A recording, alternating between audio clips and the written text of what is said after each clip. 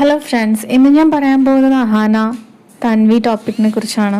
അഹാന പറയുന്നതിലും തൻവി പറയുന്നതിലും അവരുടെ പെർസ്പെക്റ്റീവിൽ അത് ശരിയായിട്ടാണ് എനിക്ക് തോന്നുന്നത്. കാരണം ഓരോ അനുഭവങ്ങളാണ്, ഓരോരുത്തർ അനുഭവിച്ചത് ഓരോരുത്തർക്കേ അറിയുള്ളൂ. പക്ഷെ ഒരു കാര്യത്തിൽ എനിക്ക് ഒരുപാട് വിഷമം തോന്നിയത് അമ്മൂമ്മയെ അബാൻഡൻ ചെയ്തത് ഒരുപാട് വിഷമം തോന്നി. അത് എന്ത് കാര്യത്തിനായിരുന്നാലും അത് ശരിയായിട്ട് തോന്നിയില്ല.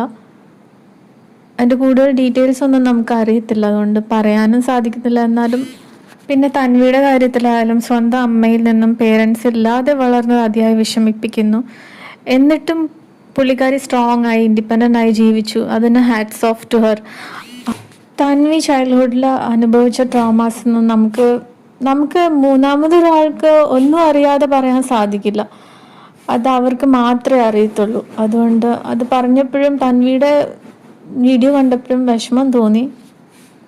Anyways, she has done good for her self. ഇതുവരെ ജീവിച്ച് വന്ന വഴികൾ, തന്നെ ജീവിച്ച് വളർന്നതൊക്കെ, അതിലൊക്കെ ഹാറ്റ്സ് ഓഫ് ടു ഹർ. എനിക്ക് തൻവിയെ മനസ്സിലാക്കാൻ കാരണം ബിക്കോസ് എനിക്കും ചൈൽഡ്ഹുഡ് ട്രോമാസും ഫാമിലി ട്രോമാസും ഒക്കെ ഞാനും കടന്നു പോയിട്ടുണ്ട്. അത് മൂന്നാമതൊരാൾക്ക് അറിയത്തില്ല.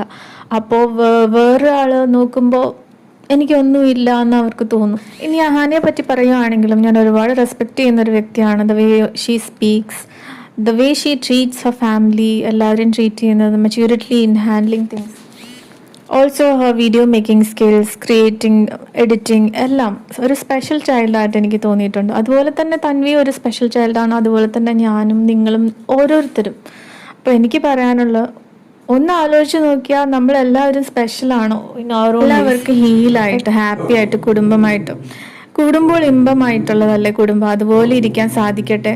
അത് അഹാന ആയാലും തൻവി ആയാലും അവരുടെ ഫാമിലി മെമ്പേഴ്സ് എല്ലാവരുമായിട്ടും അവർ നന്നായിട്ട് ജീവിക്കട്ടെ.